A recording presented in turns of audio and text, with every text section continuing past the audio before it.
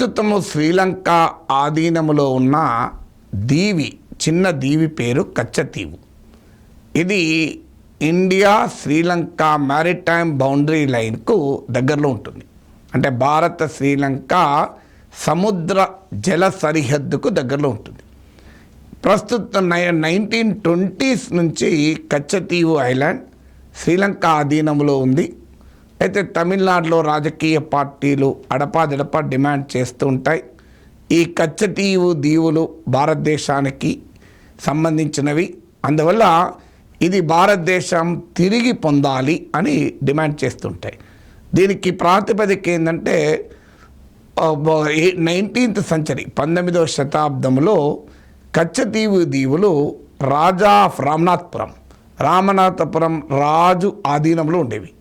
అంటే ఆ రాజు జమీందారీలో భాగంగా ఉండేవి. కానీ ఆ తర్వాత క్రమంలో ఈ కచ్చతీవు పైన భారతదేశం 1920s నుంచి కూడా క్లెయిమ్ చేయలేదు. 1920s నుంచి శ్రీలంక ఆధీనంలో ఉన్నాయి. బ్రిటిష్ ఇండియాకు సిలోన్కు, అప్పుడు సిలోన్గా పిలిచే శ్రీలంకకు మధ్య ఇది డిస్ప్యూట్గా ఉండేది. భారతదేశానికి శ్రీలంకకు మధ్య అగ్రీడ్ బౌండరీ లేదు కనుక పరస్పరం చర్చల ద్వారా 1974లో 76లో కుదిరిన ఒప్పందాల ప్రకారము ఇంటర్నేషనల్ మ్యారిటైమ్ బౌండరీ లైన్ను రూపొందించారు. అంటే భారతదేశము శ్రీలంక చర్చలు జరిపి పరస్పరం ఒప్పందాలు చేసుకొని ఇది ఈ రెండు దేశాల సముద్ర జల సరిహద్దుగా నిర్ధారించుకున్నారు. ఈ నిర్ధారణ ప్రకారం కచ్చతీవు శ్రీలంక వైపుగా ఉంది. సో దీన్ని తమిళనాడులోని రాజకీయ పార్టీలు అంగీకరించవు. అప్పుడప్పుడు వాళ్ళు దీన్ని రైజ్ చేస్తూనే ఉంటారు. కారణం తమిళ సెంటిమెంట్కు, తమిళనాడులో రాజకీయాలకు ఉపయోగపడుతుందని వారి ఉద్దేశం. ఎందుకంటే ఈ కచ్చతీవు ప్రాంతానికి వెళ్ళినప్పుడు మన ఫిషర్మెన్ మత్స్యకారులను శ్రీలంక పట్టుకోవడం ఇలాంటివన్నీ జరుగుతూ ఉంటాయి కనుక ఇది ఎమోషనల్ సెంటిమెంట్కు ఉపయోగపడుతుంది కనుక మాట్లాడుతూ ఉంటారు తమిళనాడు పార్టీలు. తమిళనాడులో పార్టీలు తమ రాజకీయాలకు వాడుకుంటే వాడుకోవచ్చు. కానీ ఏకంగా తాజాగా దేశ ప్రధాని నరేంద్ర మోడీ ఎక్స్ అంటే గతంలో ట్విట్టర్ అందులో కామెంట్ చేస్తూ నెహ్రూ, ఇందిరాగాంధీ నాయకత్వంలోని కాంగ్రెస్ ప్రభుత్వాలు పూర్తి నిర్లక్ష్యాన్ని ప్రదర్శించి కచ్చతీవును భారతదేశానికి కాకుండా చేశారు, శ్రీలంకకు ఇచ్చివేశారు అని మోడీ ఆరోపించాడు. మోడీ ఆరోపించడమే కాదు, దానిని వెంటనే విదేశాంగ మంత్రి సీజన్డ్ డిప్లొమాట్ అయిన జయశంకర్ కూడా సమర్థిస్తూ మాట్లాడాడు. దీంతో శ్రీలంక తీవ్రంగా స్పందించింది. శ్రీలంక మీడియాలో సంపాదకీయాలు వచ్చాయి. అనివార్యంగా శ్రీలంక తన ఒక బలమైన పొరుగు దేశం నుంచి రక్షణ కోసం ఇతర మిత్రుల్ని వెతుక్కోవాల్సిన పరిస్థితి ఏర్పడుతుందని కూడా రాశారు. దాని మీనింగ్ ఏంటి?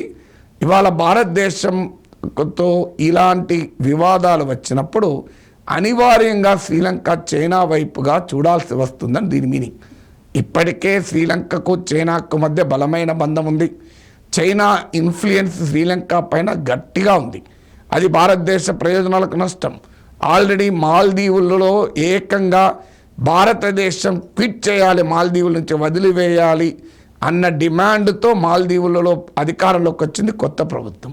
అధికారంలోకి వచ్చి భారతీయ బలగాలు ఏవి ఉండకూడదు అని చెప్పారు. దీనిపైన భారతదేశం పర్యాటకులు బాయ్కాట్ మాల్దీవ్స్ అంటూ సోషల్ మీడియాలో క్యాంపెయిన్ జరిగింది. మాల్దీవులు ప్రెసిడెంట్ చైనాకు వెళ్ళి చైనా పర్యాటకులు ఆహ్వానించాడు. ఇదంతా జరిగింది. నేను ఇండియా మాల్దీవ్స్ డిస్ప్యూట్ పైన గతంలో కూడా మాట్లాడాను. ఇప్పుడు బంగ్లాదేశ్లో బాయ్కాట్ ఇండియా క్యాంపెయిన్ నడుస్తుంది. నేపాల్లో భారత వ్యతిరేక భావాలు పెరుగుతున్నాయి. ఇలాంటి టైంలో శ్రీలంకలో కూడా ఎమోషన్స్ రైజ్ చేసి యాంటీ ఇండియా సెంటిమెంట్ను పెంచే రీతిలో దేశ ప్రధాని, దేశ విదేశాంగ మంత్రి మాట్లాడారు. పోనీ వీళ్ళు మాట్లాడింది నిజమా? కచ్చతీవు శ్రీలంకదా భారతదేశందా నాకైతే తెలియదు, నేనే నిర్ధారించలేను. కానీ మన ప్రభుత్వాలు ఏం చెప్పాయో చూద్దాం. ఇది యూపీఏ ప్రభుత్వం ఏం చెప్పింది, ఎన్డీఏ ప్రభుత్వం గతంలో ఏం చెప్పింది, ఇది చూస్తే అర్థమవుతుంది కచ్చతీవు వివాదము ఎందుకొరకు ఇప్పుడు రైజ్ చేస్తున్నారని. 2013లో అప్పటి యూపీఏ ప్రభుత్వం, కాంగ్రెస్ నాయకత్వంలోని యూపీఏ ప్రభుత్వము సుప్రీంకోర్టుకు పేర్కొన్నది ఏంటంటే, అసలు కచ్చతీవును భారతదేశము తిరిగి పొందడము అనే ప్రశ్నే ఉత్పన్నం కాదు. ఎందుకంటే భారతదేశం తన భూభాగాన్ని ఏది శ్రీలంకకు వదలలేదు. అందువల్ల శ్రీలంకకు భారతదేశం ఏ భూభాగము వదలలేదు కనుక మళ్ళీ దాన్ని తిరిగి తెచ్చుకోవడం అనేది ప్రశ్నే ఉత్పన్నం కాదు అని కాంగ్రెస్ నాయకత్వం యూపీఏ ప్రభుత్వం చాలా స్పష్టంగా కచ్చతీవు మన దేశానిది కాదు, శ్రీలంకకు చెందిందే అంటూ సుప్రీంకోర్టు తెలిపింది. కాంగ్రెస్ ప్రభుత్వం అంటే ఇలాంటి పని చేసిందని అనుకుందాం బీజేపీ. మరి మోడీ ప్రభుత్వం ఏం చేసింది? మోడీ ప్రధానమంత్రి అయ్యాక ఈ అంశం మద్రాస్ హైకోర్టులో చర్చకు వస్తే భారత విదేశాంగ మంత్రిత్వ శాఖ, నరేంద్ర మోడీ ప్రభుత్వంలో భాగమైన భారతదేశ విదేశాంగ శాఖ మద్రాస్ హైకోర్టుకు ఒక అఫిడవిట్ సమర్పిస్తూ sovereignty over Katchatheevu island is a settled matter అని పేర్కొంది. అంటే ఇక కచ్చతీవు దీవి పైన శ్రీలంక సార్వభౌమాధికారాన్ని మేము ప్రశ్నించడం లేదు అని మోడీ ప్రభుత్వం మద్రాస్ హైకోర్టుకి ఇచ్చిన అఫిడవిట్లో పేర్కొంది. ఇట్ ఇస్ సెటిల్ మ్యాటర్, దీని మీద ఇక చర్చే లేదన్నారు. అలాంటిది ఇప్పుడు నరేంద్ర మోడీ ఇది మళ్ళీ మన దేశాన్ని అంటూ మొదలుపెట్టాడు. 2022లో 2022లో మోడీయే ప్రధాని కదా, ఎన్డీఏ అధికారంలో ఉంది కదా, బీజేపీ అధికారంలో ఉంది కదా. 2022లో రాజ్యసభకు ఇచ్చిన సమాధానంలో కేంద్ర విదేశాంగ శాఖ మంత్రి చాలా క్లియర్గా చెప్పారు, కచ్చతీవు అనే దీవి ఇండియా శ్రీలంక మారిటైమ్ బౌండరీ లైన్కు సమీపంలో శ్రీలంక వైపు ఉంటుంది అని రాజ్యసభకు తెలిపారు. అంటే భారత శ్రీలంక అంతర్జాతీయ సముద్ర జల సరిహద్దుకు సమీపములో శ్రీలంక వైపు కచ్చతీవు ఉంటుంది అని చెప్పాడు. అంటే ఇంత క్లియర్గా మోడీ ప్రభుత్వం 2 సార్లు, గత కాంగ్రెస్ ప్రభుత్వం ఒక్కసారి కచ్చతీవు శ్రీలంకకు చెందినదే అని పేర్కొన్నారు. అలాంటిది ఇది నేను ఇవాళ హిందూలో వచ్చిన సంపాదకీయంలో మీరు చదవండి, ఈ వివరాలన్నీ ఉంటాయి, కింద డిస్క్రిప్షన్లో కూడా ఇచ్చాను. సో ఇలా స్పష్టంగా కచ్చతీవు మనది కాదు అని మోడీ ప్రభుత్వం 10 ఏళ్ల పీరియడ్లో 2014 తర్వాత ఇమీడియట్గా ఒకసారి మద్రాస్ హైకోర్టులో అఫిడవిట్ ఇస్తూ 2022లో పార్లమెంటుకు చెప్తూ కచ్చతీవు శ్రీలంకదే అని చెప్పేసిండు.